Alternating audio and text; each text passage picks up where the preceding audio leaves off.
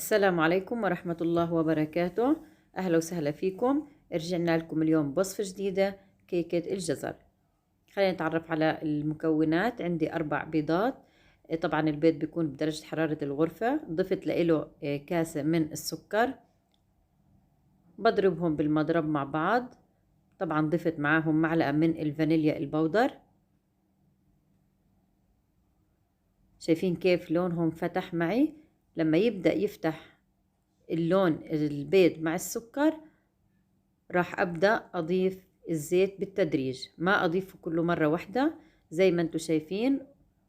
والمضرب شغال، بنزل عليها بالبيض عفوا بالزيت. طبعا الكوب نفس الكوب اللي بعاير فيه الزيت، الطحين، عصير البرتقال، نفس الكوب. اليوم عملت كيكة الجزر بعصير البرتقال.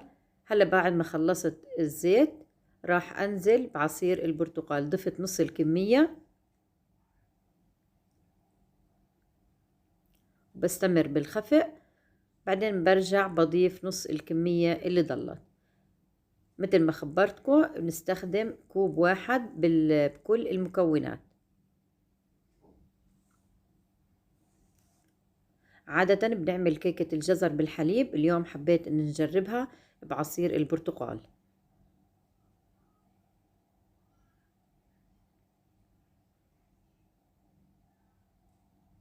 هلا عندي الكاستين من الطحين، ضفت لهم معلقة كبيرة من البيكنج باودر، ورشة صغيرة من الملح، ومعلقتين صغار من القرفة المطحونة أو معلقة كبيرة. بنخلطهم مع بعض. ببدأ أنزل بالجزر المبشور. طبعا الجزر المبشور استخدمت كوب ونص، بنفس الكوب اللي أنا عيرت فيه المكونات. بضيف الجزر المبشور فوق الطحين وببدأ أخلط عشان نغلف الجزر بكل طحين، يكون عندي حبات الجزر متوزعة بكل الكيكة.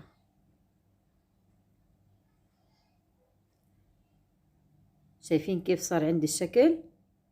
هلا ببدأ أنزل فوق الخليط اللي عملته. هلا بنستغنى عن المضرب، مش محتاجة المضرب. طبعا بنقلب بمعلقة.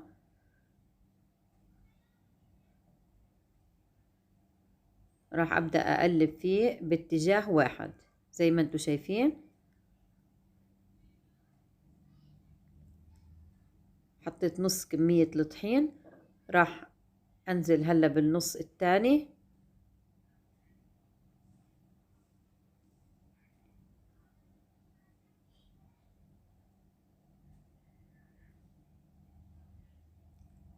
طبعا احنا قبل ما نبدأ نعمل الكيكة شغلنا الفرن، لأنه احنا بنحتاج الفرن يكون ساخن.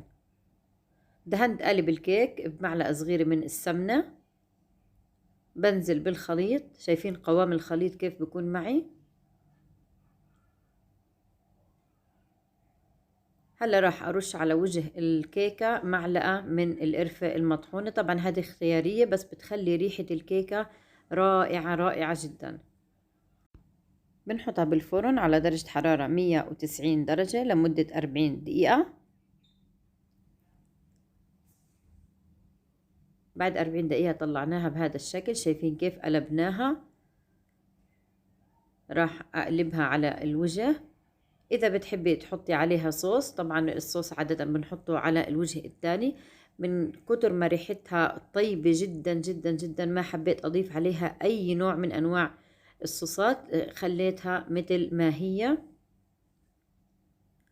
ما شاء الله ما شاء الله، ريحة الجزر مع القرفة مالية المكان، رائحة جدا جدا طيبة.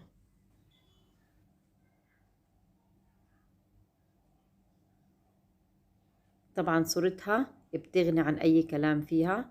خلينا نشوفها كيف من جوا. قطعتها وهي ساخنة، شايفين حتى البخار طالع منها.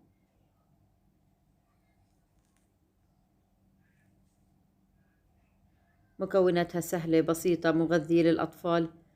أتمنى إنها تعجبكم. إذا عجبتكم وصفتنا لليوم لا تنسونا باللايك والشير والاشتراك بالقناة ليوصلكم منا كل شيء جديد. وألف صحة وعافية.